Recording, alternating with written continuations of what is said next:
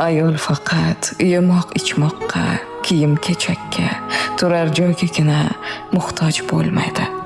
Balki u achchiq iztiroblarning o'rnini bosadigan bir shirin so'zga, hayotning ayovsiz zarbalaridan qolgan yarasini silaydigan mehribon bir qo'lga muhtojdir.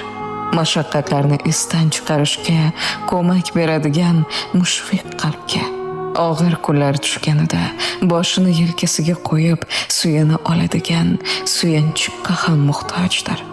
Ba'zan uni soatlarcha o'tirib dardlarni tinglaydigan bir yurakka ehtiyoj sezadi. Har doim ham ayolni moddiy ehtiyojlarini to'ldirish bilan baxtli qilib bo'lmaydi.